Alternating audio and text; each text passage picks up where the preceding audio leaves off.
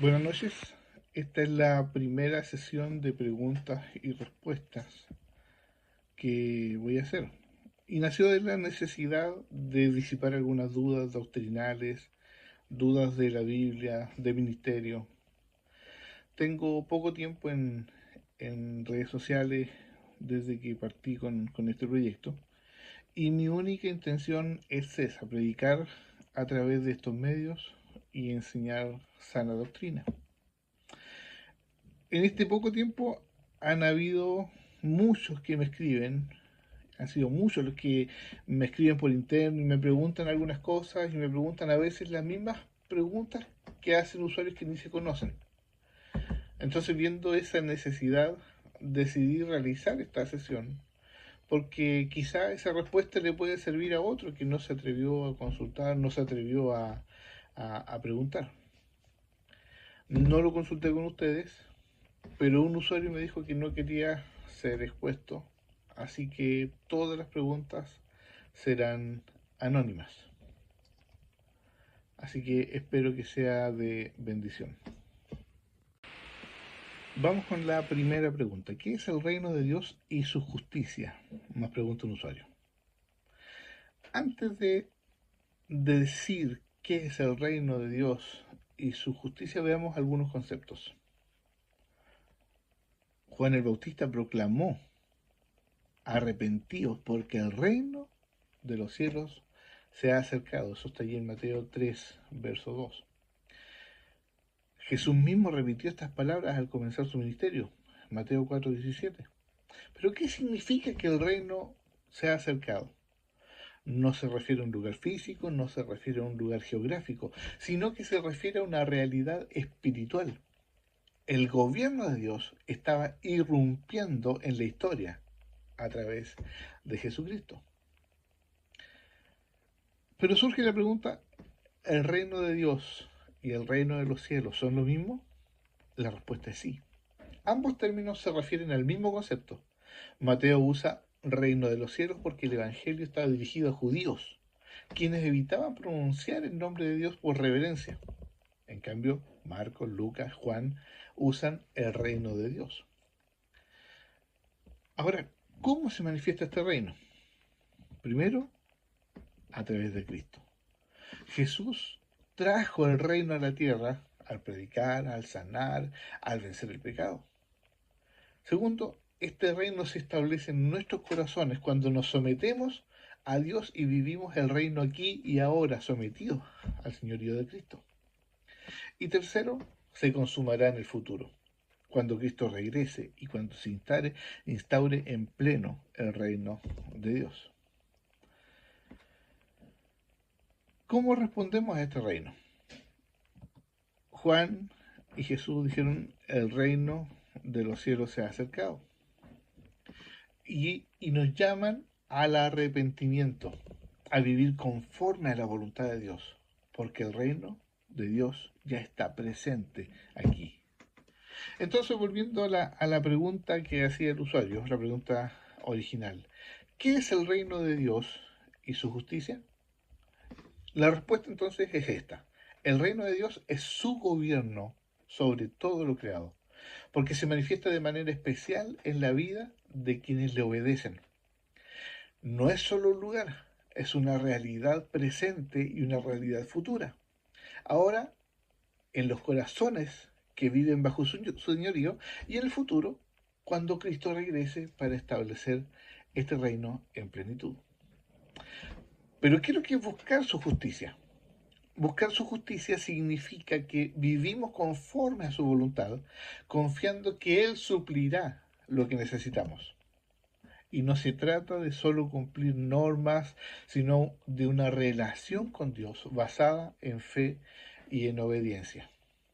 Ahora les pregunto yo a ustedes, ¿cómo podemos vivir hoy como ciudadanos de este reino? Segunda pregunta, ¿la o las coronas que se mencionan en el Nuevo Testamento son verdaderamente varias o es una la que se promete a los creyentes según el contexto de lo que se está escribiendo?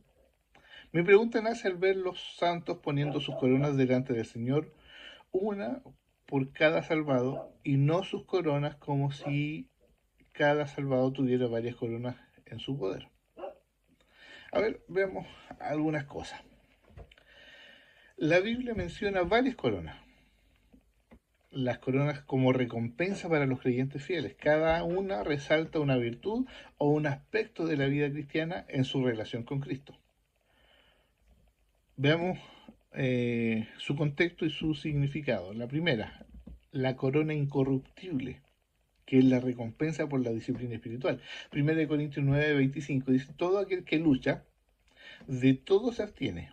Ellos a la verdad para recibir una corona corruptible, pero nosotros una incorruptible. Pablo usa la imagen de estos atletas griegos en los juegos y competencias deportivas, quienes se sometían a una estricta disciplina para obtener una corona de laurel que se marchitaba. En contraste, los creyentes corren una carrera espiritual que requiere autodisciplina, dominio propio, perseverancia. Esta corona se otorga a quienes vencen la carne y viven en santidad, priorizando la vida espiritual sobre los deseos mundanos. Hay una segunda corona, la corona de justicia. Segunda de Timoteo 4:8, por lo demás me está guardada la corona de justicia, la cual me dará el Señor juez justo en aquel día, y no solo a mí, sino a los que aman su venida. ¿Qué es lo que está diciendo Pablo? Al final de su venida expresa confianza en que Dios le dará la corona de justicia. No porque él fuera justo en sí mismo, sino porque su fe estaba en Cristo. Esta corona es para aquellos que viven con esperanza del regreso de Cristo, pero manteniéndose fieles hasta el final. Es una recompensa por vivir con una perspectiva eterna, anhelando cumplimiento del reino de Dios. Tercera corona, la corona de la vida.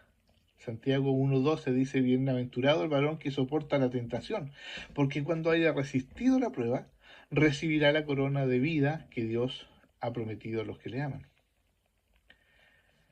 Apocalipsis 2, verso 10 dice, sé fiel hasta la muerte y te daré la corona de la vida. El contexto de Santiago y Apocalipsis hablan de creyentes que enfrentan persecución, que enfrentan pruebas. Esta corona no es por evitar el sufrimiento, sino por soportarlo con fidelidad. Es una promesa especial para quienes resisten la tentación, permanecen fieles en medio de las pruebas, incluso hasta el martirio. Representa la vida eterna como recompensa por esa fidelidad. Hay una cuarta corona, la corona de gloria. Primera de Pedro 5, verso 4 dice, y cuando aparezca el príncipe de los pastores, vosotros recibiréis la corona incorruptible de gloria.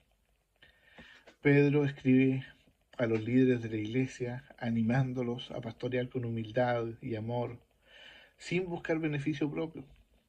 Esta corona es para los que sirven fielmente en la obra de Dios, especialmente pastores y líderes espirituales que cuidan el rebaño, pero con integridad y amor.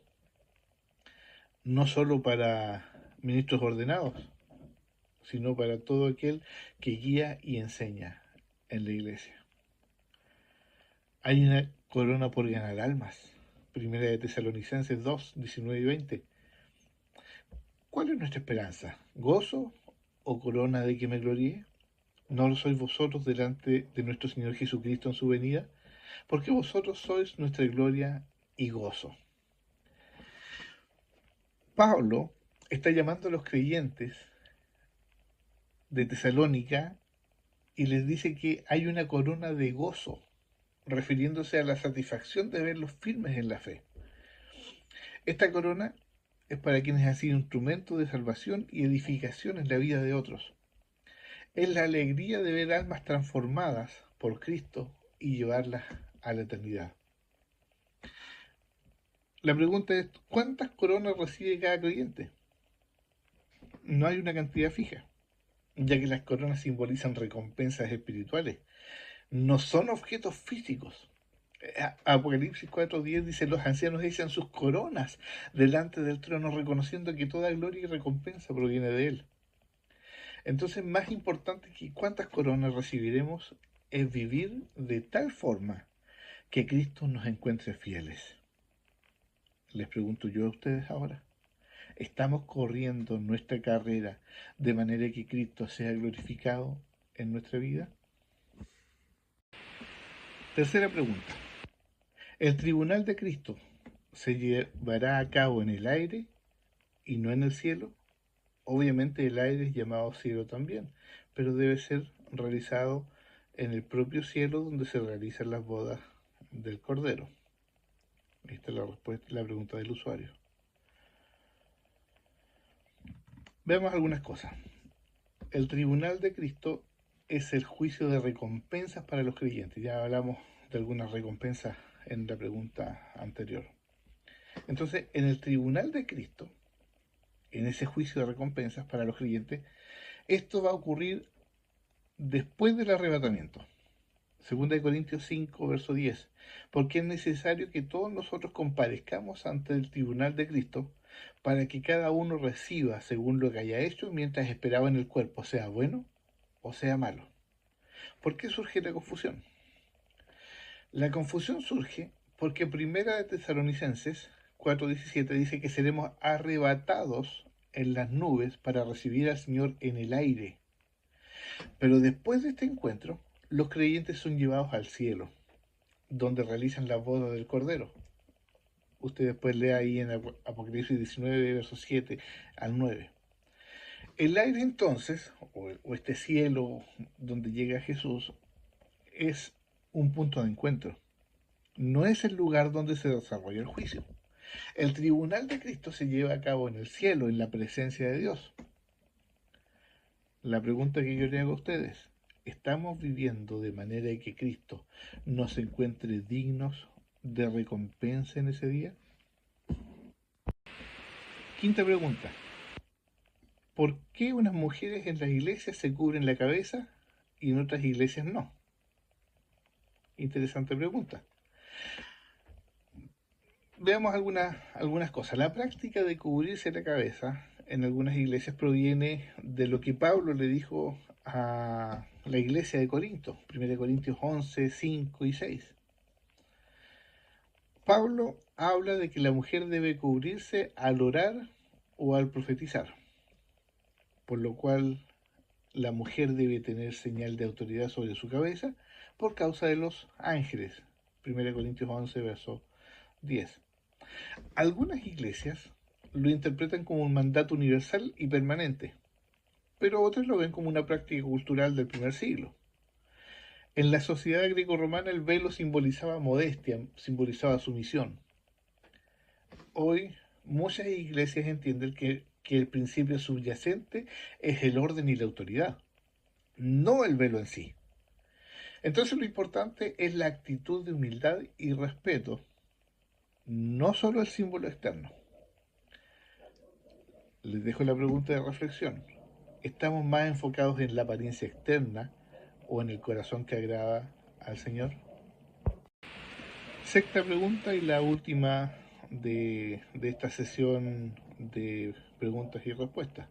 Dejé esta para el final porque pudiera parecer una pregunta simple y tener una respuesta corta, pero también pudiera tener una respuesta un poco más amplia o una respuesta más larga. La pregunta es, si alguien enfermo participa de la Santa Cena, ¿con esos elementos es sanado? La respuesta corta es sí y no. Veamos por qué. Vamos a la respuesta larga. ¿Puede la Santa Cena traer sanidad física? Algunas enseñanzas sugieren que participar de la Santa Cena, cuando una persona participa de esta ceremonia que Cristo instauró, una persona que esté enferma pudiera llegar a ser sanada basándose en la relación entre el sacrificio de Cristo y la sanidad. Sin embargo, la Biblia no presenta la Santa Cena o la Cena del Señor como un método automático de sanidad física. ¿Qué es lo que es la Santa Cena? Es un recordatorio del sacrificio redentor de Cristo. Veamos algunas cosas respecto a esto. ¿Qué enseña la Biblia sobre la Santa Cena? Jesús instituyó la Santa Cena, allí en Lucas 22, 19 al 20, diciendo, esto es mi cuerpo que por vosotros es dado, haced esto en memoria de mí. Luego dijo, esta es la copa del nuevo pacto en mi sangre, que por vosotros se derrama. Pablo también explicó su significado en 1 Corintios 11, verso 26. Así pues, todas las veces que comieres y bebieres, comieres este pan y bebieres esta copa, la muerte del Señor anunciáis hasta que Él venga. Entonces la cena del Señor es un acto simbólico y espiritual que proclama la muerte de Cristo y nuestra comunión con Él. ¿De dónde surge entonces la idea de que la Santa Cena produce sanidad? Algunos conectan la ceremonia de la Santa Cena con la sanidad basándose en lo que dice Isaías 53, verso 5. Mas Él herido fue por nuestras rebeliones, molido por nuestros pecados. El castigo de nuestra paz fue sobre Él y por su llaga fuimos nosotros curados. Pedro también amplía esta idea y cita ahí en 1 Pedro 2:24 y dice, quien llevó el mismo nuestros pecados en su cuerpo sobre el madero, para que nosotros, siendo muertos a los pecados, vivamos a la justicia, y por cuya herida fuisteis sanados. Entonces algunos interpretan esto como una promesa de sanidad física, a través del sacrificio de Cristo, incluyendo la participación en la Santa Cena. La pregunta ¿es bíblico esperar sanidad física al tomar la cena del Señor? 1 Corintios 11, 27 en adelante dice que Pablo nos advierte de participar indignamente. Y cuando la persona participa indignamente de la Santa Cena, dice que puede traer consecuencias físicas. Por lo cual hay muchos enfermos y debilitados entre vosotros y muchos duermen. Pero este pasaje no está diciendo que la Santa Cena sana, sino que por la falta de reverencia puede traer disciplina de Dios. Sin embargo, sí implica que hay un efecto real en el cuerpo, lo que lleva a algunos a pensar que si participar indignamente puede traer enfermedad, entonces hacerlo con fe podría traer sanidad. Mire, hermanos, Dios puede sanar en cualquier contexto, incluso durante la Santa Cena. Pero tenemos que tener claro que la Santa Cena en sí no es un sacramento de sanidad, es un recordatorio del sacrificio de Cristo. Entonces, ¿cómo deberíamos ver la relación entre la Santa Cena y la sanidad? Primero, no es un rito de sanidad automática, porque participar de la Santa Cena no significa que la persona enferma va a sanar por comer el pan o por beber la copa. La sanidad proviene de Cristo, no del acto en sí, no del acto de la Santa Cena. La Biblia enseña que Dios sana por su gracia y voluntad soberana, pero no por rituales. Lo más importante es la comunión con Cristo.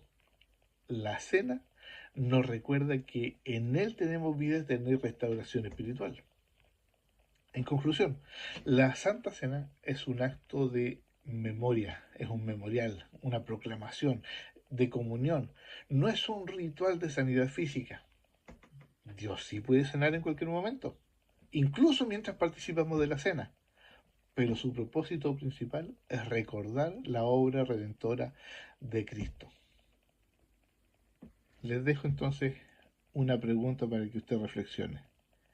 Cuando tomamos la Santa Cena o la Cena del Señor, ¿nos acercamos con fe y reverencia, reconociendo el verdadero significado del sacrificio de Cristo? ¿O estamos esperando algo más? Dios les bendiga.